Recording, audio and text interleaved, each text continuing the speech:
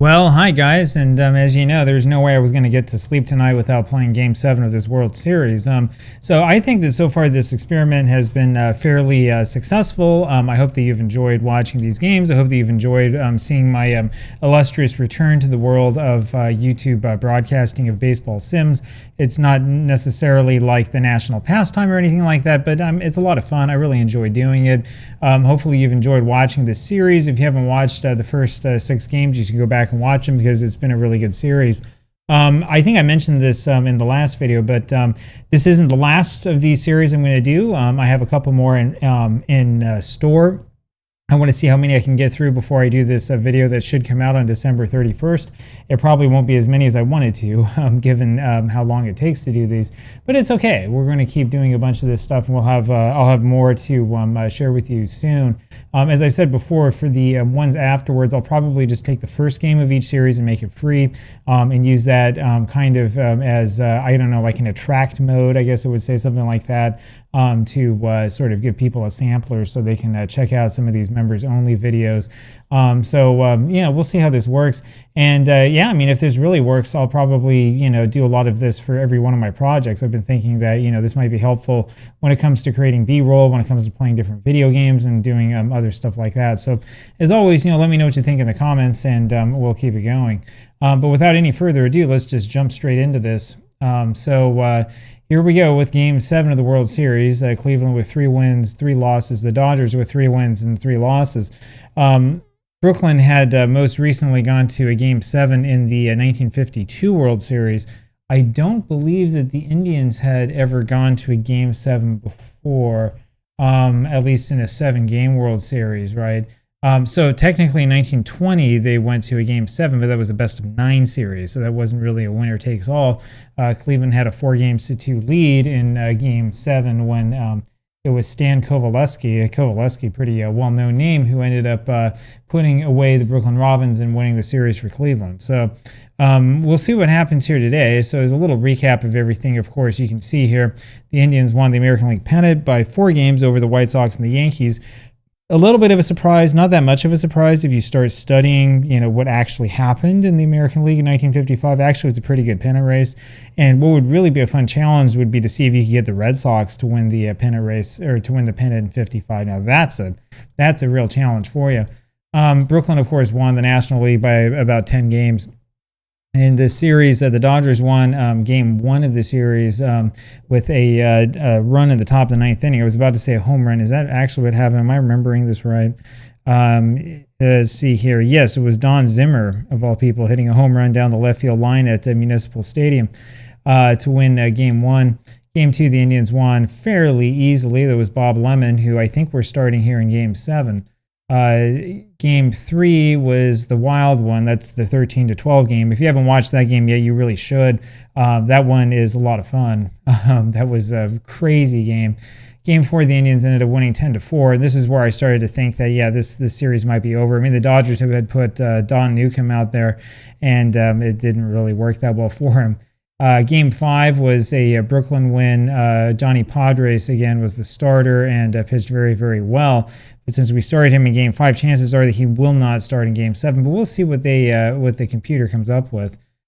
Game 6, Brooklyn won. This was a very, very exciting game. This was the game that I did actually earlier today, so I'm doing this here in the evening in case you're watching this like at some point in time in the future.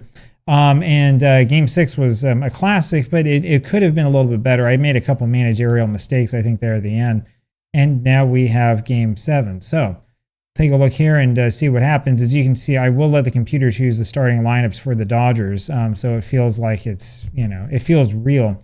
68 degrees, which is, pretty nice for October in Cleveland.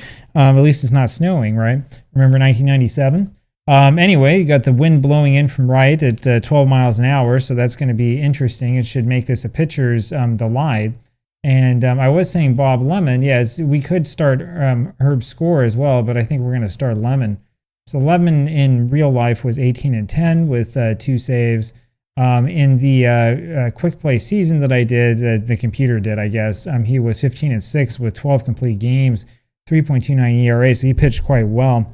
And he was especially good against right-handed hitting, which is exactly what you want when you're up against these Dodgers with their strong right-handed hitters. So Lemon will be the pitcher.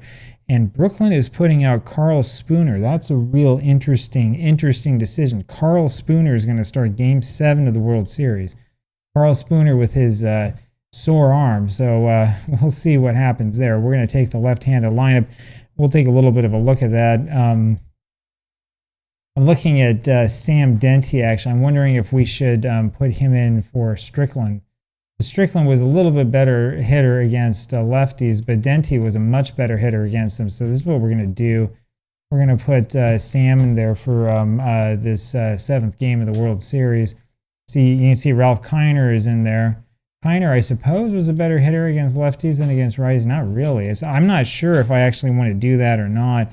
We might see Woodling, though, wasn't a great hitter against lefties. Let's see what we have to choose from otherwise. I mean, we have, like, anybody can play left field. The question is who would then play center, right? You could, anyway, we'll probably, yeah, we probably will put Woodling on the bench. Just trying to think, like, we could start Dale Mitchell, but he wasn't much against lefties. We could start, like, well, we looked at Woodling already. Everything else would be moving somebody over. So you could put like Vic Wertz into left field. I mean, he wasn't really that great against lefties. That would allow you to put maybe Ferris Fain or Dale Mitchell in there.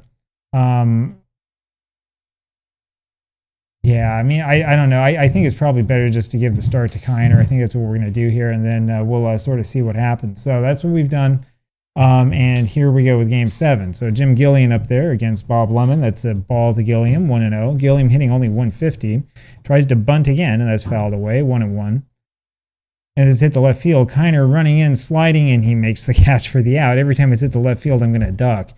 1 out, and here's Pee Wee Reese. And there's a strike on the corner, 0-1. And that pitch just misses, 1-1 now to Reese. There's a sinker that misses inside. 2-1 now in Pee Wee, hitting 381 in the series, and that's low. 3-1. Popped over to left field. This time it's the shortstop, Sam Denty. Denty, I've never figured that out, who makes the catch. So yeah, if you know how to say these guys' names, you can just let me know. There's a strike in there to Snyder from Bob Lemon, and a ball low. Snyder with 2 home runs in this series, now hitting 304. It's fouled away. It's 1-2. And that's fouled back again. And that's a curve there that stayed up. 2-2. Real dangerous pitch to a hitter like this. Here's a ground ball over to Avila. He makes the play and throws to first for the out. And we go to the bottom of the first inning. Here is Al Smith. Al Smith hitting 542 in this series up against Carl Spooner. There's a curve wide, and it's 1-0. Spooner only has pitched 2 2/3 innings. I don't think that he started a game earlier in this series. No, he did start. He started Game 3. Well, can you imagine having a Game 7 like that Game 3, and there's a 99-mile-an-hour fastball for a strike, 1-1 on Smith.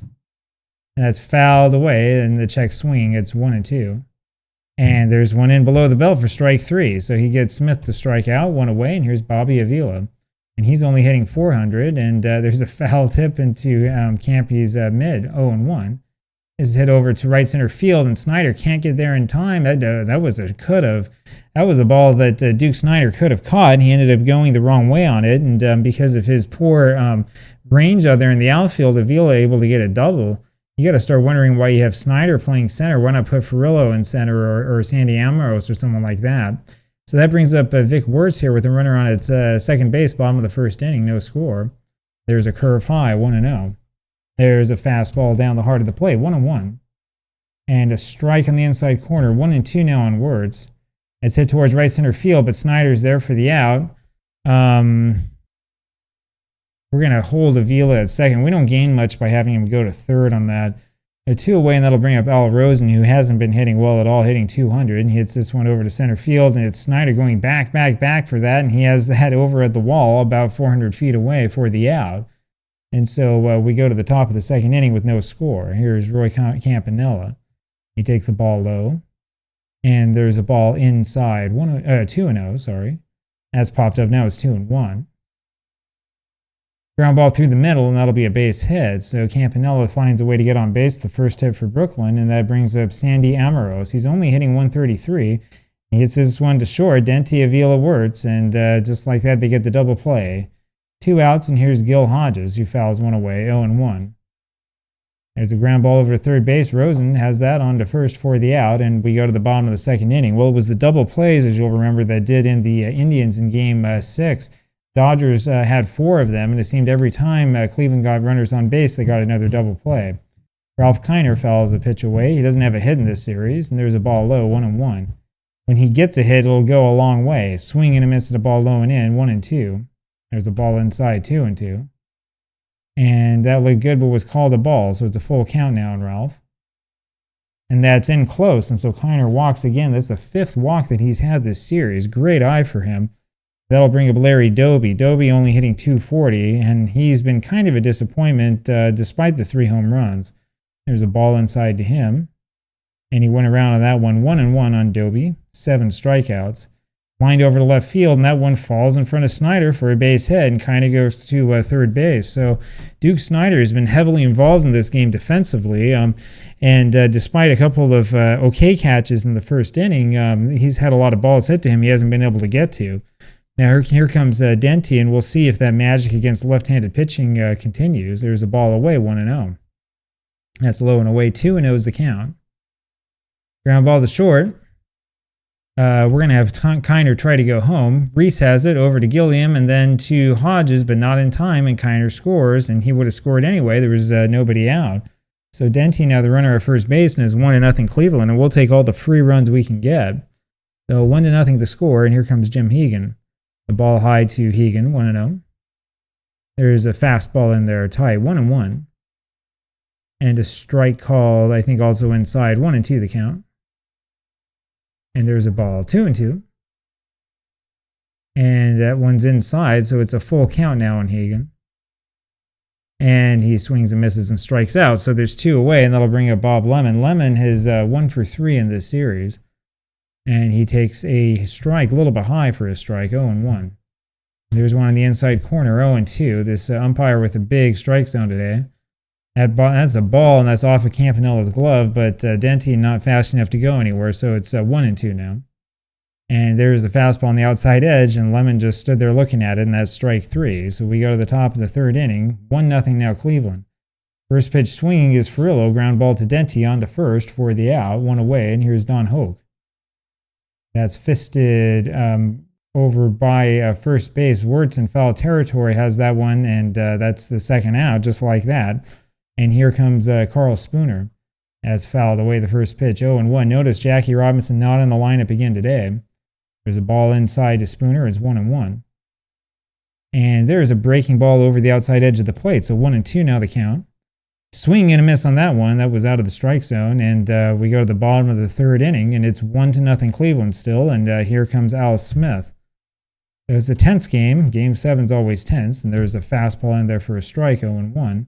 Swing and a miss there by Smith, 0-2. There's a ball inside, 1-2 the count. And that one way too far inside, and that hits him. So that hits Smith, and he ends up down at first base.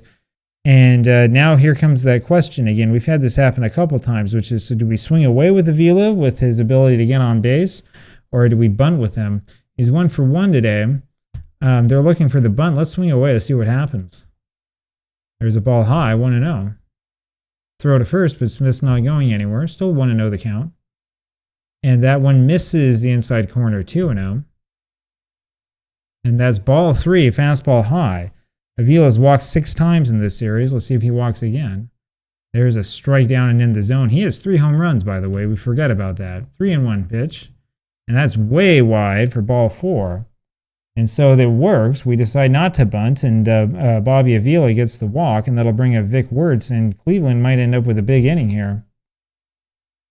Wirtz takes a strike, 0-1. And there's a pitch inside, another one inside, 1-1. Campanella threw over to second after that one, but Smith was back to the bag on time. So 1-1 now the count. And there's a strike on the outside edge, 1-2 on Wirtz. Swing and a miss on that one, and he strikes out. So Spooner gets his 4th strikeout. Carlos Spooner's got good stuff today. One away, and here's Al Rosen. There's a ball inside to Rosen, 1-0. And there's a strike on the inside corner, 1-1. So he keeps going inside on these hitters. Hit deep to left field. Amoros goes back, and he makes a great catch, running catch. Al Smith tagging at second base, able to move over to third, though. And so now there are 2 men out, and here's Ralph Kiner again. Kiner has had these opportunities over and over again in this World Series. He's walked 5 times, no hits, and 8 actual at-bats. I think he's played 3 games, if I remember right. And there's a pitch low and outside for a ball, 1-0. It's down in the dirt, 2-0 on Kiner. That curveball has him bailing out of there, and he watches that for a strike, 2-1 now. And there's a second strike. It's 2-2 on Ralph. Sinker is low, full count now on Kiner. And that's ripped deep to center field. Snyder goes back, and he's got a beat on it for the out. So we go to the top of the 4th. Kiner looking home run, and it doesn't happen that time. And it'll be Jim Gilliam. He takes the ball high, 1-0. There's a strike at the knees, 1-1 the count. And that's a breaking ball in the dirt, 2-1 on Gilliam. That's a ball high, 3-1, and that's low. So Gilliam draws the walk.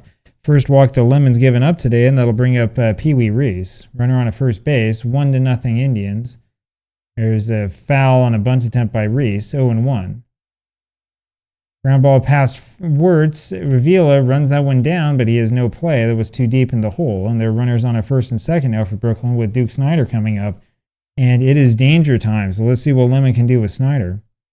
Hit over, foul to the left side. Foul ball. 0-1. And there's a good pitch that's in underneath his hands, and they call it a ball. 1-1. Ground ball to short, Denti, Avila, but there's no play at first. So they only get the 1. Gilliam goes to third base. Here comes Roy Campanella. Campanella, another dangerous hitter. He has 1 home run so far.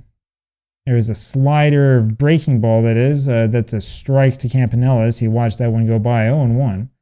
And there's a pitch that hangs high, 1-1 the count on Roy. Swing and a foul ball on that one, 1-2. That's just low, 2-2 on Campanella. That's fouled wide of third, still 2-2. That's fouled back, it remains 2-2. That's hit deep left center field. Doby's got that one for the out, but Jim Gilliam tags up and he scores easily. And we have a tie ball game, 1-1 now the score here in the top of the 4th, and that'll bring up Sandy Amoros. The breaking ball inside to Sandy, 1-0. Low and away, 2-0. Pull between first and second base. It's Wirtz who has that one. Flips that one over to Levin, covering at the bag for the out. And now we go to the bottom of the 4th inning. So 1-1 the score. We got Larry Doby coming up here for Cleveland. We'll see what happens with this one. Swing and a miss, real big swing and a miss by Doby, 0-1. There's a ball at the middle, 1-1 for the count on Doby.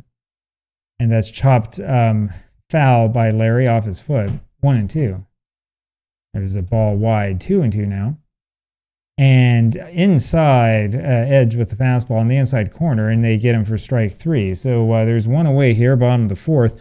Brings up Sam Denti. Carl Spooner now has 5 strikeouts for the Dodgers. He's pitching the game of his life, and there's a strike to Denti, 0-1. Fastball is high, 1-1. And he went around on that one, 1-2 now the count. And there's a ball low and away, 2-2. As pop foul remains 2-2, and there's a breaking ball low. Full count now on Sam, and that's a little bit high, and so he gets the walk. That's what we needed him to do.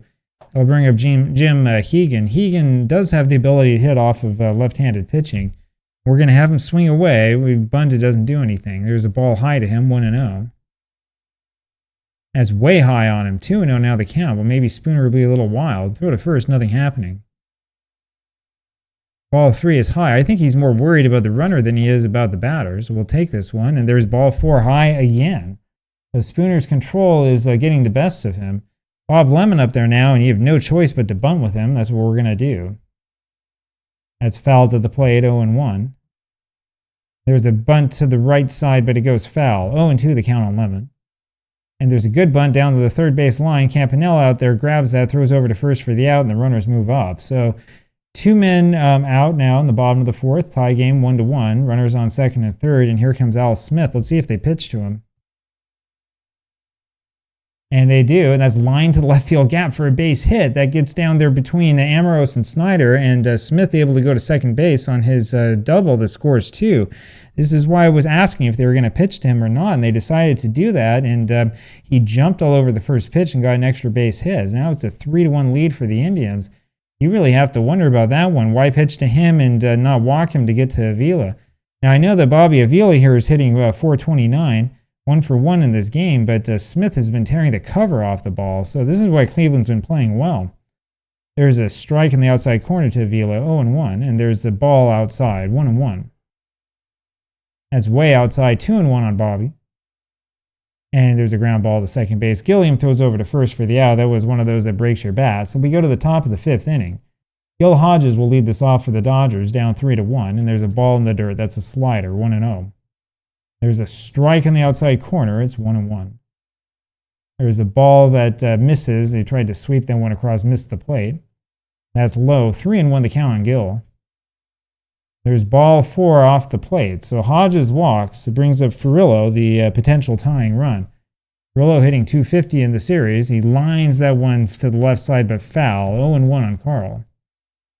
And that's inside on him. 1-1. And there's a ball off the plate, 2-1 the count. Fouled away, it's 2-2. Ground ball to the mound. Lemon goes to second for 1 and back on to first for the double play. That goes Lemon to Avila to Wirtz. And there are 2 men out, and that'll bring up Don Hoke. Hoke, 222, 0 for 1 today. Takes the ball low, 1-0. And there's the strike breaking ball, 1-1. And there's a swing and a miss on a high pitch to Hoke. 1-2 is the count. There's a ball to him, 2-2. There's a pop-up over by third base and out of play. Still 2-2.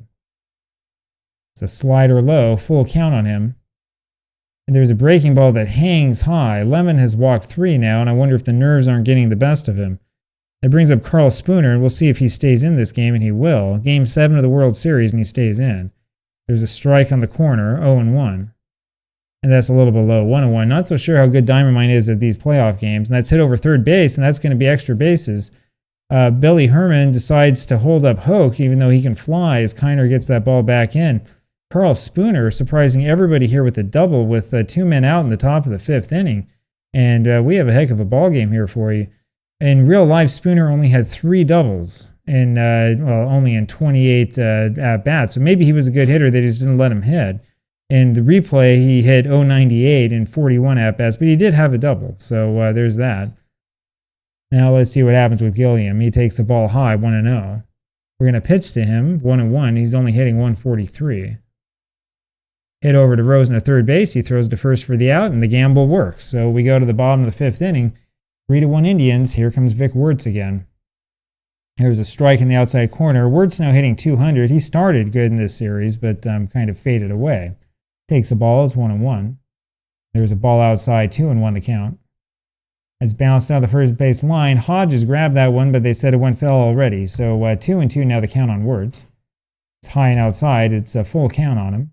That's going to be popped up over the left side. It'll be Ralph Hoke grabbing that for the out. Sorry, Don Hoke. 1 away, and here comes Al Rosen. There's a ball low to Rosen, 1-0, and that's fouled away. It's 1-1 on him. Ball outside, 2-1. And that was inside on him, so 3-1. Let's see if he gets his first walk of the series, and he does. So Rosen finally gets a walk, and with 1 man out, that brings up Ralph Kiner. Kiner, I wonder if he's much of a threat for grounding into the double play. We always have to look at secondary here. A little bit of one. He's done it once in this series already. Let's see if he'll do it again. There's a ball low to Ralph, 1-0. That misses outside, 2-0. Swing and a miss. It's 2-1 on Kiner. And boy, that's inside on him. That one almost drilled him, and it's 3-1. Remember, nobody wears batting helmets back in 1955. We'll have him take this pitch. And there's another strike, so full count now on Kiner. It's fouled away. It's still full. Fouled straight back. And there's ball 4 high. Kiner now has walked 6 times in the few times that he's played. That brings up Larry Doby, and boy, if there was ever a time for Doby to get out of this little slump that he's in, it would be right now. I say slump. He has 3 home runs in this series. He's driven in 7 runs. 1 for 2 today, so it's not that he hasn't been hitting, but boy, I tell you, Cleveland could use something big from Doby right here. And there's a ball high and tight, 1-0. That's inside and misses. 2-0 now. Still going inside is Spooner. Only 3 hits for both teams in this game. That's a strike in the outside corner. 2-1. That's just outside, 3-1, and we'll have Doby take this pitch. There's a strike automatic. Full count now. Swing and a miss, and Doby goes down. That's the 9th time he's struck out in this series. So now there's 2 away, and here comes Sam Denti. He's hitting .500, only 4 at-bats in the World Series, and there's a ball inside on him, 1-0, and a strike, 1-1. And there's a strike in the inside corner. By the way, Spooner has thrown 107 pitches, and from Cleveland's standpoint, you're trying to get him out of this game. 1-2, now the count. That's fouled away, still 1-2 on Denti. And that's high and outside, 2-2. Fouled straight back, so they're working on him. And swing and a miss, strike 3. Spooner has struck out 7 in this game, and he's having a whale of a ball game, and we go to the top of the 6th. Spooner struck out 7, but he's walked a whole bunch, and Cleveland ends up holding on still to the 3-1 lead. Here is Pee Wee Reese, and he takes a strike at the knees, 0-1. Ground ball shortstop Denti comes up with it, throws to first, 1 away, and it'll be Duke Snider. There's a ball in tight on Duke, 1-0. And a slider for a strike. It's 1-1 on Duke. Deep to right field, but foul. 1-2 now the count on Snider. And that's a line drive over third base, and that'll just be a single for him. Kind of a loud single, but Kiner gets there in time. That brings up Campanella. So that's the second part here of the danger part of the Dodger order. Here comes Campy. He takes a ball inside from Lemon. And there's a sinker on the outside corner for a strike, 1-1.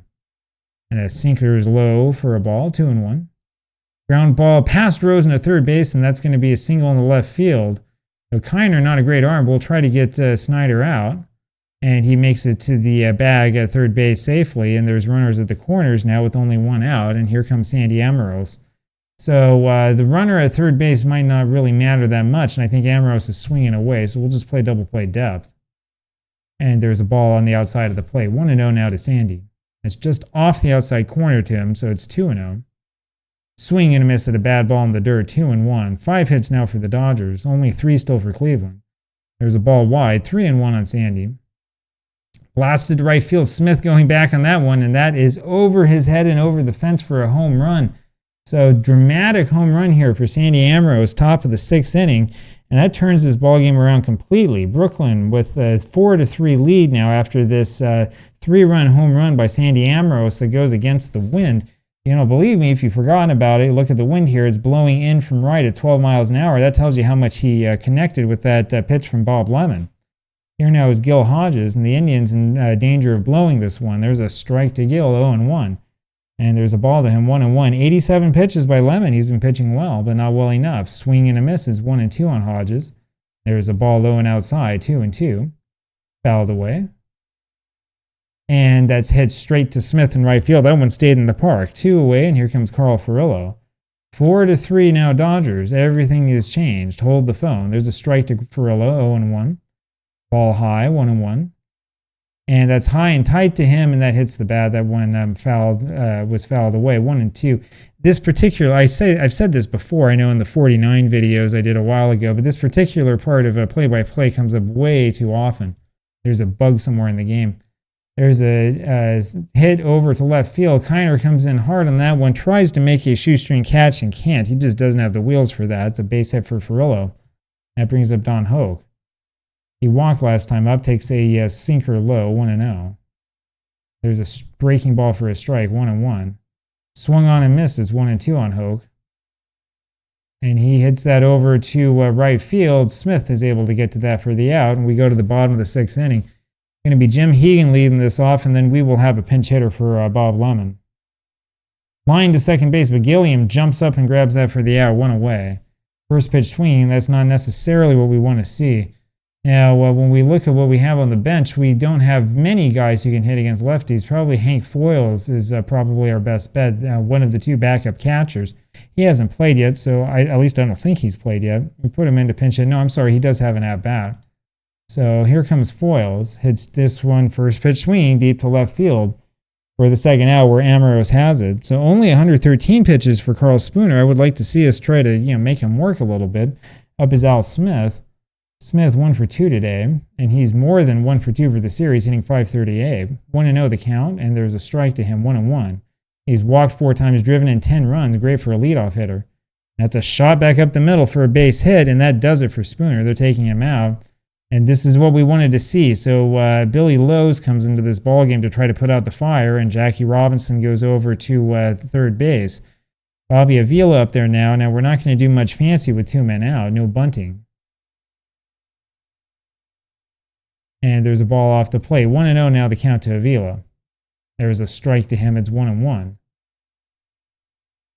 Lowe's started a game as he throws a ball here. 2-1 the count.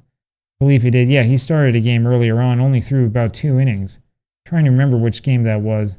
There's a ball inside. 3-1 the count to Avila. He did a lot of this. He walked 3 in those 2 innings. And there's ball 4 around the knees. Speaking of walking guys, he just walks the first guy that comes up there. That brings up Vic Wertz. Wertz is the one who's in a slump, hitting only 190. No home runs, no power, no nothing. There's a pitch in the outside corner for a strike, a fastball. 0-1 on Wertz. There's a swing and a miss at the chest-high pitch. It's 0-2. That's hit over left center field, and that one going, gone, and the crowd goes wild. Vic Wertz with the home run over the head of Sandy Ambrose in left center field. And Billy Lowe's is not the man you want to put into Game 7 of the World Series. So Vic Wertz finally does it, breaks out of the slump. And the Indians now with a 6-4 lead. And hold on to your hats because this is going to be another wild one. This brings up Al Rosen, who's 0 for 2. A 6-4 Cleveland, only 5 hits for the Indians. And there's a ball to Rosen, 1-0. The curve way outside, 2-0. That's off the plate. 3-0 the count now, and Al Rosen, he'll take this pitch, and that misses outside. 4 straight balls in a row. That's it for Lowe's, and that'll bring up Clem Labine. So this is the man that you wanted to come in. In real life, Labine wound up being sort of the fireman for the Dodgers in 55. We love to have him in the bottom of the 6th inning. Kiner we're taking out of this ball game, and it's going to be Gene Woodling from here on out. So Woodling comes in here to pinch hit. We'll stick with Gene. 1-1 is Labine's record here in this World Series. It's hit deep to right field, and Furillo there for the out, and that one did have something written on it. So Woodling will stay in this ball game. He will be the left fielder. We're going to take Foyles out. We had him in there because he was up against a left-handed pitcher. Anybody can pitch here, so I think we'll do Ray Nerleski is going to be the man to come in to do some short relief. So we'll see how Nerleski does. He's pitched 2 1/3. He throws a ball here to Jackie Robinson leading off the top of the 7th inning. 2 strikeouts for Nerleski in the 2 1/3 innings. No runs given up. 1-1 now the count to Robinson. The ball inside, 2-1. Ground ball to Dente. He fields it, throws to first. There's 1 away. Jim Gillian back up there now. 0 for 2 today. Did score a run. And they're taking him out. How about that? They're going to put in George Shuba to pinch hit for Gilliam, and it looks like it's desperation time here for the Dodgers. George Shuba takes a strike, 0-1. He's 0 for 3 in this series, 1 strikeout. Foul of the way. It's 0-2 on him. Here comes Nerleski's pitch, and it's popped up. Hegan can't get there. It's out of play, 0-2. Ball high, 1-2 now on Shuba. Swing and a miss as he chased that one, 2 away, and that'll bring up Pee Wee Reese. First strikeout of the game for Nerleski, 3rd of the series, and Reese, a dangerous hitter. The ball off the plate. This Reese-Snyder-Campanella connection is really rough. That's low, 2-0 to Reese. Ground ball to the right side. Avila fields that and throws to first for the out. And we go to the bottom of the 7th inning. A couple of changes here in the field as Don Zimmer ends up going in to play third base, and Jackie Robinson goes over to play second. And who's Robinson replacing? Let's take a quick look here if I can remember right. Yeah, that's right. It was Gilliam. So Gilliam, who hadn't been hitting, was replaced for the pinch hitter, and then Zimmer in there for defensive purposes. Meanwhile, Larry Doby comes to the plate. There's a ball low and away to Doby, 1-0. Has popped up, and it's going to be Robinson trying to grab that one. He's backpedaling. He's struggling, and he can't find it, and that one ends up falling safely right behind him. There's a base hit for Doby, a bloop single. Hit number 6 is all for the Indians, and that'll bring up Sam Dente. And what do we do now? Do we keep Denty in there, or do we pinch hit with him? That's or for him. That's the big question. I think we do pinch hit for him. We're going to put Strickland in this ball game. He's a little bit better against right-handed pitching. So Strickland will come in. Actually, he's not. But Strickland's normally the starter. We'll say we put him in for defensive purposes, and we'll do a little hit and run here. Swing and a miss. Doby going to second base. Campanella throws him out. So much for that strategy. 0-1 now on Strickland. You got to put the bat on the ball. There's a ball high and inside. 1-1. Another managerial mistake by me. A little ground ball over to the left side. Zimmer trying to run over to grab it. Labine gets there first. He turns and throws and just gets him just barely in time. 2 men away, and here comes Jim Hegan. A little fly ball over to right center field. It's going to be Ferrello, the right fielder, who gets there on time for the out. And we're going to go now to the top of the 8th inning. Strickland, of course, we put George over there at shortstop, and it's going to be Duke Snider to lead this off against Ray Narleski. There's a ball inside on Snider, 1-0. And a strike, 1-1. A little foul ball off the thumbs, 1-2 now on Duke. And that's low, 2-2 the count. There's a pitch high, full count now on Snider. And there's ball 4 that missed everything, and that brings up Campanella as Snider walks to first base. And hold on to your hats. 6-4 ball game, runner on at first, nobody out for the Dodgers. There's a ball high, 1-0. Strike in the inside corner, it's 1-1 now on Campy. And that's a curve outside, 2-1. A deep to right field, Smith goes back, and gets to this one for the out. Well, I tell you, every time they hit it to right field, they've got a duck. 1 away, and here's Sandy Amoros. We thought this was going to be a pitcher's duel, and it hasn't been that at all. There's a strike away, hits the glove. 0-1 now on Amoros. And there's a ball, 1-1 the count. It's a fly ball over to center field. Doby's there in time for the out, and he takes it away. 2 away, and here comes Gil Hodges. There's a foul straight back by Hodges, 0-1. That's foul back again, 0-2 the count now on Gil. And there's a breaking ball in the dirt, 1-2.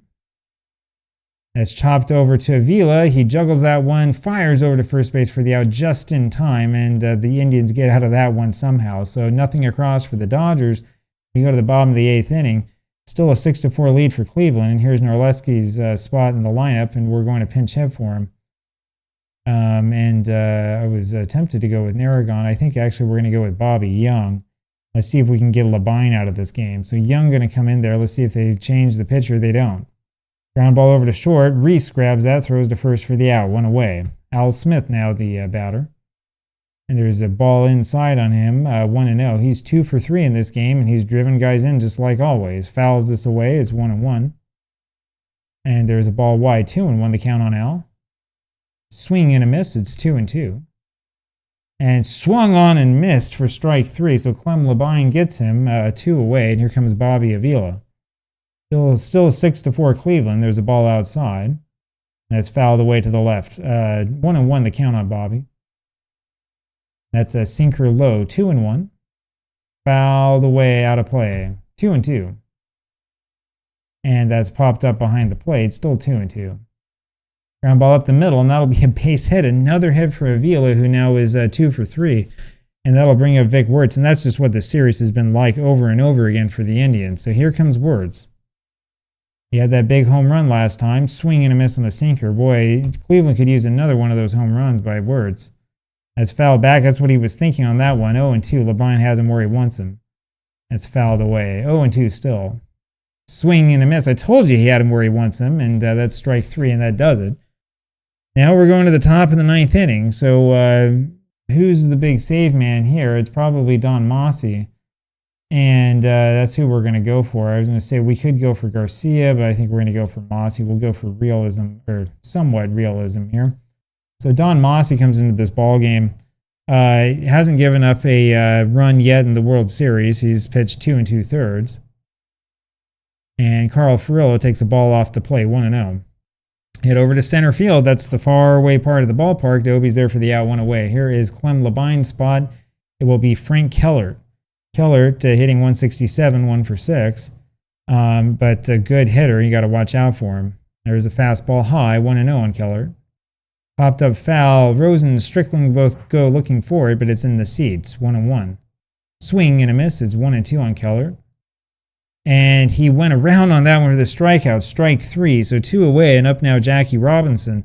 Robinson, if he tags one, it doesn't do anything because it's a 2-run lead. Line to right center field. Smith runs hard after that one, but he pulls up, plays it safe, and Robinson has the single. And that'll bring up Don Zimmer. So runner on at first base, Zimmer representing the potential tying run. Remember, he won game 1 with a home run. There's a ball to Zimmer, 1-0. Hit deep to left field, and that is gone. What did I tell you? What did I tell you? Don Zimmer with the big home run to left field off of Don Mossy, the left-handed closer. And we have a tie ball game here in the top of the 9th inning as the Dodgers pull this one out of the fire, at least so far. With 2 men out, it's Don Zimmer, of all people, hitting his 2nd home run of the World Series. Zimmer with 15 in real life, 2 in this World Series. He had 15 in the Diamond Mine replay. And it's always someone like that who comes through. So Don Zimmer's finest moment. Here's Pee Wee Reese fouling a pitch back. This has been an incredible series. There's a ball low to Reese, 1-1. And there's a ball high to him, 2-1 the count. It's lined over Strickland's head for a base hit, and Woodling not playing that one well. That goes to the wall, and it's a double for Reese. And that brings up Duke Snider, and now you really have a decision to make. Do you pitch to Snider? Do you walk him and put him on base and pitch to Campanella? I don't think we can pitch to him, so we're going to walk Snider. We walk him intentionally, and we'll go after Campanella. We're going to keep Mossy in this game. Campanella not a very good hitter against lefties, so this is probably the right decision to make, but we'll see what happens. There's a ball inside to Campanella, 1-0. And a fastball inside, I guess, 2-0. And there is the strike, 2-1. It's hit to left field, and that is gone for a home run, just staying fair, wrapping around the pole there in left field. 3-run home run for Campanella, and Mossy came in to save the game, and he ends up giving up 5 home runs in the top of the 9th, or 5 runs in the top of the 9th inning, and we got to take him out of there. It's going to be Art Hudemound's going to come into this game and try to at least make it somewhat respectable.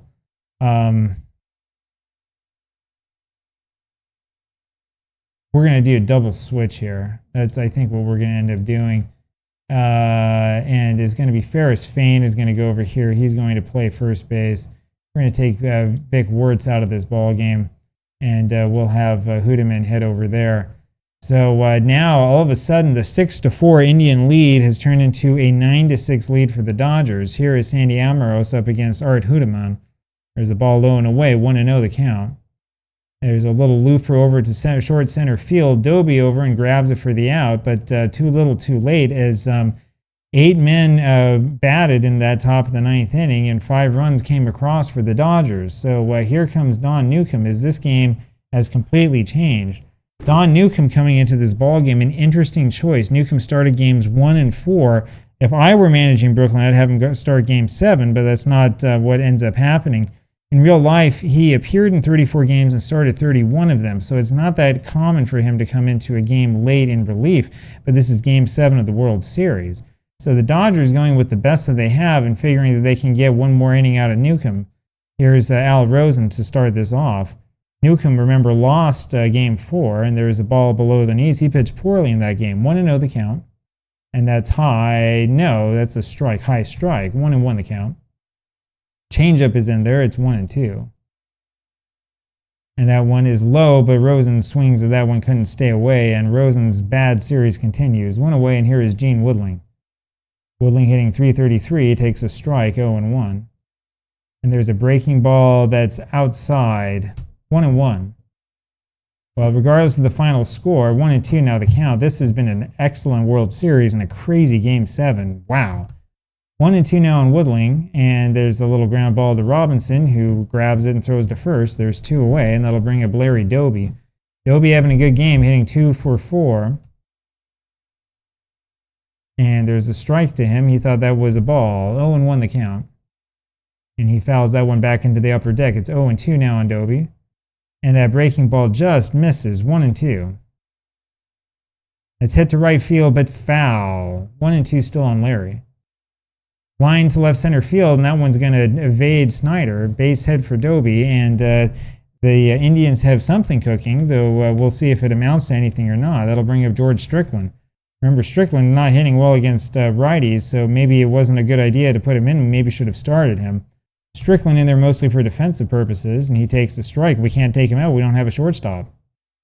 And there's a breaking ball outside, 1-1 on George. It's fouled away. It's 1-2, and Newcomb is 1 strike away. And there is a line single to right center field, and Doby goes straight to third base. So that means that Jim Hegan now is the potential tying run who's coming up to the plate. Now, do you actually hit him, or do you put Narragon in? Well, Narragon hits much better against righties, so we're going to do it. Hal Narragon coming into this ball game is going to be strength against strength. Narragon is 2 for 10, hitting 200 in the World Series, and he's walked twice. Runners on at first and third. There's a ground ball over to Jackie Robinson, who picks it up and throws to first for the out. So there you have it. The Brooklyn Dodgers end up beating the curse. They end up winning the World Series. They were down 3-1, and they won 3 in a row. And this version of the 55 World Series is history. And to be honest with you, I didn't see this happening at all. This was a crazy 7th game. Big blown save by Mossy, who ends up also with the loss after giving up 5 runs in the top of the 9th inning. I thought about maybe taking him out, and I thought, well, let's keep him in there. I think that there were 2 outs, if I remember right, and it turned out to be the wrong decision. So that's the end of this one. As you can tell, Diamond Mine not really doing so much with the fact that this is the championship series. It's I hate to say it like this, but it's a little bit lame in that sense. You can see the Dodgers here as the champions. It's a little bit lame in that sense. We'll play a couple of other games here, assuming that I can play maybe a little bit more than like a game in the morning and a game in the dead of night. But once we get a couple more games or a couple more sims in under our belt, we'll be able to sort of see what the differences are. A lot of these other games, I think, do a much better job at celebrating things like championship games and stuff like that. But there you have it. There's Diamond Mine Baseball, and just in case you haven't seen it before, I hope you enjoyed this. It was definitely an enjoyable game and an enjoyable series, and this was a lot more fun and a lot more tense than I thought it was going to be. So join me again sometime tomorrow. We're going to have the next game coming up. It might be a little bit of a surprise to you guys, and I'll talk with you then. Bye-bye.